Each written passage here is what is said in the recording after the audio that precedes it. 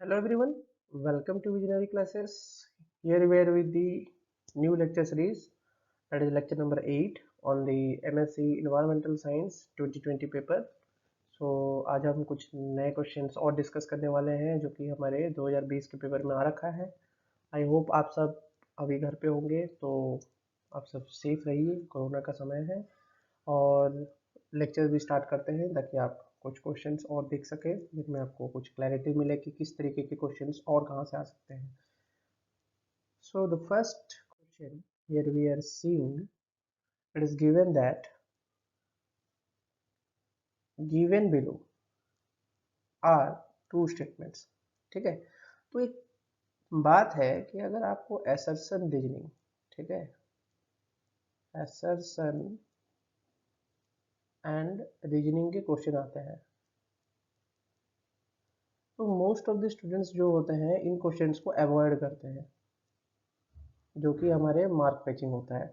तो आपको ये चीज़ पता होना चाहिए कि असर्शन रीजनिंग आपके लिए बहुत ही अच्छा मौका लेके आता है कि आपको अच्छे से अच्छे मार्क्स दे सके. तो आप इस क्वेश्चन को कभी ना अवॉइड करें, आप इसको आराम से पढ़ें, पहले क्वेश्चन को आराम से पढ़ें, फिर देखें कि मतलब कौन सा राइट है कौन सा रॉन्ग है, और थोड़ा दिमाग लगा के इस क्वेश्चन को बनाएं. ऐसे ही छोड़ ना दें, इस क्वेश्चन को जरूर अटेंड करें क्योंकि this question are very very important and concept based, जहाँ पे आपके सामने ही आंसर होता है.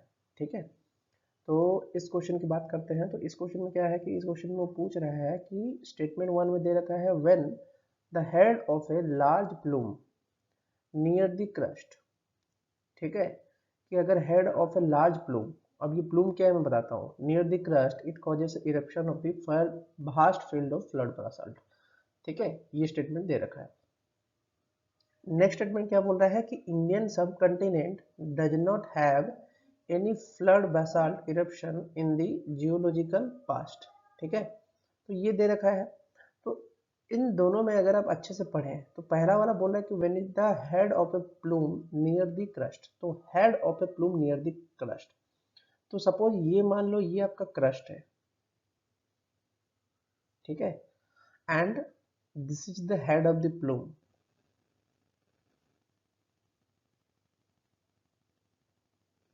Head of the plume. ठीक है, तो जब ये इरप्ट करेगा, जब ये इरप्ट कर रहा है, देखो यहाँ पे जब इरप्ट कर रहा है, अब फ्लड का मीनिंग तो आप जानते ही हो. ठीक है, क्योंकि पानी पानी जब बहता है तो फ्लड ही आता है, तो स्प्रेड हो जाता है पानी का बहाव. फ्लड तो आप जानते ही हो. तो ये बोल रहा है कि इट प्रोड्यूस फ्लड बसाल्ट. ठीक है, यहाँ पे आपको दिख रहा है ये फ्लड की तरह जो है ये हमारा जो बह रहा है, मेंटल से जो एलिमेंट निकल रहा है, मतलब लावा जो निकल रही है वो बह रही है. This is the lava. ठीक है, तो ये तो लावा है, तो लावा बह रहा है. तो ये क्या प्रोड्यूस करता है, ये फ्लड बसाल्ट प्रोड्यूस करता है. ठीक है, अब ये बसाल्ट क्या होता है, बसाल्ट एक तरीके का इग्नियस रॉक होता है. This is igneous rock. अब इग्नियस रॉक क्यों है, क्योंकि ये डायरेक्टली निकल के आपके सरफेस पे आ रहा है. ठीक है, from the mental, that's why it is a igneous rock. That is mostly कहाँ होता है, ये मिलेगा आपको बसाल्ट ओशनिक रीजन पे, ओशनिक क्रस्ट पे मिलेगा आपको. ठीक है, ओशनिक क्रस्ट पे मिलेगा. तो इसका आंसर जो था that was statement 1 is correct but the statement 2 is false. ठीक है, स्टेटमेंट 2 जो था वो फॉल्स था. अब ये कैसे था इसके बारे में थोड़ा जानेंगे. ठीक है, उससे पहले will discuss about the flood basalt. Flood basalt क्या होता है, flood basalt are the high volume eruption covering vast area. जैसे कि देख रहे हैं वास्ट एरिया को कवर कर रहा है. These are formed due to repeated mental convection through the hotspot. अब ये mental convection के थ्रू से हॉटस्पॉट से निकलता है. अब इस चीज़ को हम डिस्कवर करते हैं हमारे नेक्स्ट ईयर में. ठीक है, तो अब देख सकते हैं कि आप सपोज करिए कि ये आपका फ्लड है. ठीक है, ये आपका मेंटल है. ठीक है, दिस इज द मेंटल. ठीक है, अब यहाँ से कन्वेक्शन प्रोसेस इस तरफ हो रहा है और यहाँ से आपका कन्वेक्शन प्रोसेस इस तरफ से हो रहा है. तो यहाँ पे एक प्लूम राइज करेगा. ठीक है, ये आपका प्लूम राइज कर रहा है. तो ये मेंटल से आपका प्लूम राइज किया कहाँ पे, क्रस्ट की तरफ राइज किया. ठीक है, और तो उसके बाद तो स्प्रेड करेगा ही, जैसे फ्लड बासाल्ट की तरह ये स्प्रेड कर गया इधर उधर. आप देख सकते हैं ये स्प्रेड कर रहा है. ठीक है, तो इस तरीके से ये फ्लड बसाल्ट बनता है। तो यहाँ पे आप एक टिपिकल एग्जांपल देख रहे हैं फ्लड बसाल्ट है ये, ठीक है। ये है original picture, this is the original picture of the flood basalt. आप देख सकते हैं this is the original picture. देखिए यहाँ पे ये लावा जो है ये पूरा फ्लड की तरह रीजन में फैल रहा है, ठीक है। आई होप ये आपको फ्लड बसाल्ट समझ में आया होगा। अब दूसरा जो स्टेटमेंट था कि इंडियन कंटिनेंट पे कभी जियोलॉजिकल पास्ट में फ्लड बसाल्ट हुआ ही नहीं है, ये वो बोलना चाहता था। लेकिन इसका ये फॉल्स इसीलिए है क्योंकि आप जान सकते हैं कि ये आपका इंडिया का मैप है। सपोज करिए ये आपका इंडिया का मैप है, ठीक है, this is the map of India. तो ये वाला इलाका है द डेक्कन ट्राप्स, ठीक है। डेक्कन ट्राप्स जो है ये वाला पूरा इलाका, ठीक है, इंडिया में। तो इस जगह पे क्या हुआ है कि Indian ocean is fed by a narrow tail of mantle plumes. तो यहाँ पे ये narrow tail of mantle plumes मौजूद है, ठीक है। तो जिस वजह से क्या होता है कि कोर मेंटल बाउंड्री से ये राइजेस हो रहा है, ठीक है। पहली बात तो मेंटल प्लूम जो है वो कोर मेंटल बाउंड्री से राइज होता है, ये भी बहुत ही इंपॉर्टेंट पॉइंट है, आपको याद रखना है। ये जो डेक्कन कॉन्टिनेंटल फ्लड बसल जो प्रोड्यूस है प्रोविडेंस इन इंडिया में, that is originated from the head of the same plume during the early eruptive phase near the end of the Cretaceous. अब क्रेटासियस टाइम पे ये हमारा कौन, ये डेक्कन ट्रैप्स का जो फॉर्मेशन हुआ था। तो ये कब हुआ था, 145 मिलियन ईयर्स, ठीक है, मिलियन ईयर्स एगो, ठीक है। तो 1.5 मिलियन ईयर्स अगर अगर हो रहा है तो इसको हम जियोलॉजिकल टाइम में तो कंसिडर करेंगे ही, ठीक है। This is a geological time scale, ठीक है, जियोलॉजिकल टाइम स्केल में तो आएगा ही।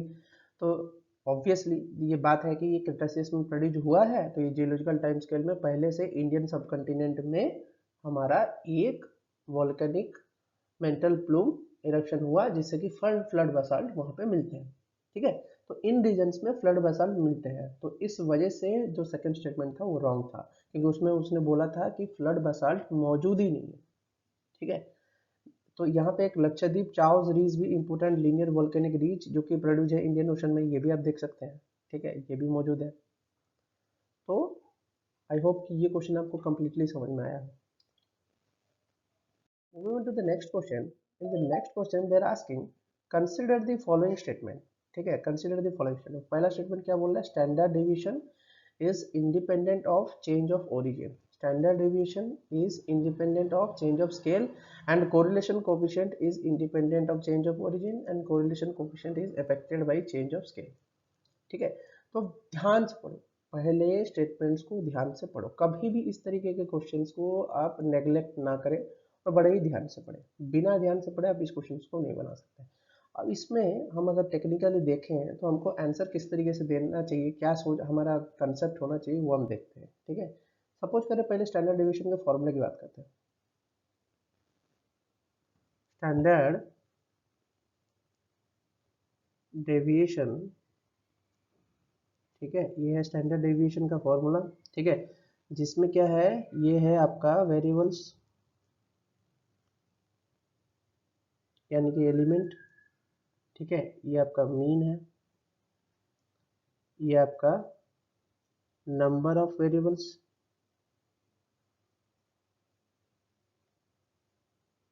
ठीक है, नंबर ऑफ वेरिएबल्स है, और ये तब जानते हैं समेशन का साइन है, समेशन, ठीक है। और इसका रूट ओवर जो हो रहा है ये आपको फॉर्मूला दे रहा है, तो दिस इज द फॉर्मूला, ठीक है। तो एक डाटा है आपके पास और आपका ये फॉर्मूला है। तो सबसे पहले वो बोल रहा है standard deviation is independent of the change of origin, ठीक है, इट इज एब्सोल्युटली ट्रू, ये 100% राइट है, दिस इज एब्सोल्युटली ट्रू। जो स्टैंडर्ड डेविएशन होता है वो ओरिजिन पे डिपेंड नहीं करता, क्योंकि आप इसके फॉर्मूले में देख सकते हैं यहाँ पे मीन की बात की है, ठीक है, ओरिजिन की बात कही नहीं है। चेंज ओरिजिन को चेंज कर दो तो भी कोई फर्क नहीं पड़ने वाला, समझ करो, वही आपका ग्राफ ले लो, ठीक है। और यहाँ पे आप यहाँ से एलिमेंट ले रहे हो, यहाँ पे 1 2 3 4 एलिमेंट ले रहे हो, आप यहाँ पे भी ले लो 3 4, 1 2 3 4 एलिमेंट ले लिए, तो इससे कोई फर्क नहीं पड़ने वाला कि आप कहाँ से ले रहे हो। तो ओरिजिन पे डिपेंड नहीं कर रहा है, क्योंकि यहाँ पे तो वेरिएबल्स है, नंबर ऑफ वेरिएबल से मतलब है उसको, मीन से मतलब है, और आपको वेरिएबल से मतलब है उसको, और किसी चीज़ से कोई मतलब ही नहीं है। तो ओरिजिन का चेंज होना स्टैंडर्ड डेविएशन को नहीं करता है change. So the point is that the second point is asking that standard deviation is independent of the change of the scale. जो कि एक गलत स्टेटमेंट है।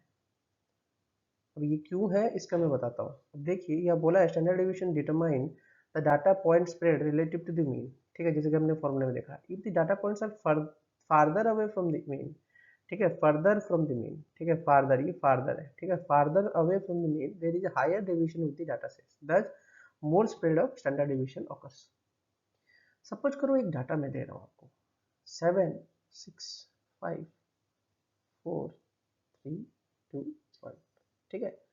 अगर आप सपोज करो इसका मीन जो है वो 4 है, ठीक है, तो 7 6 5 3 2 1 का जो स्प्रेडिंग होगा कैसे होगा वो देखिए 3 2, ठीक है, यहाँ पे 1, यहाँ पे 0, यहाँ पे -1, यहाँ पे -1 -2 1 -1, ठीक है, इस तरीके से होगा -3, ठीक है, इस तरीके से आपका स्प्रेडिंग होगा।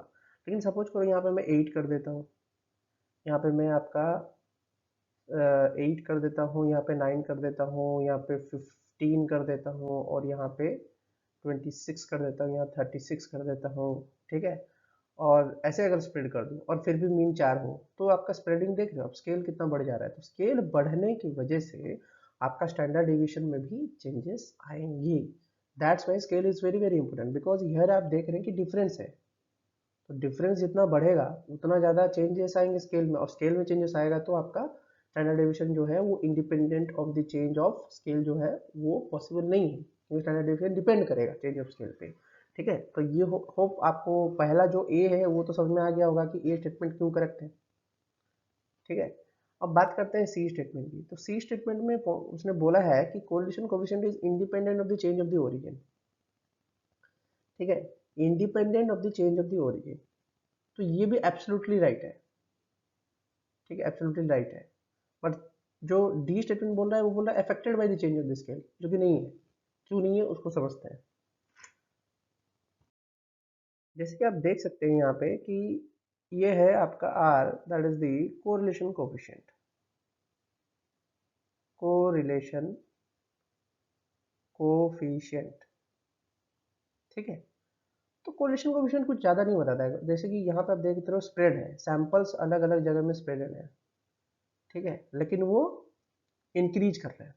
ठीक है, तो एक तरीके से आपको पॉजिटिव कोरिलेशन मिल रहा है कि वाई एक्सिस का जो वेरिएबल है और एक्स एक्सिस का जो वेरिएबल है, दोनों का जो फंक्शन है वो ऐसा डिफाइन हो रहा है कि जो जैसे एक्स बढ़ रहा है वैसे वाई बढ़ रहा है। ठीक है, एक्स भी बढ़ रहा है तो वाई भी बढ़ रहा है, उसकी वैल्यूज भी बढ़ते हुए जा रही है, तो ये एक पॉजिटिव कोरिलेशन है। ठीक है, लेकिन अगर आप स्प्रेडिंग ऐसे देखो कि यहाँ पे एक है सैंपल, यहाँ पे यहाँ पे यहाँ पे यहाँ पे यहाँ पे यहाँ पे, तो कोई कोरिलेशन ही नहीं बैठ रहा है, सैंपल इधर उधर स्कैटर्ड है, तो यहाँ पे जीरो कोरिलेशन है। तो यहाँ पे आपको स्केल का कोई फर्क नहीं है, आप जितना लंबा ले लो जितना दूर ले लो कोई मतलब नहीं, ओरिजिन का भी कोई डिपेंडेंट नहीं है। ठीक है, तो ओरिजिन का इंडिपेंडेंट नहीं होना तो आंसर हो या हुआ।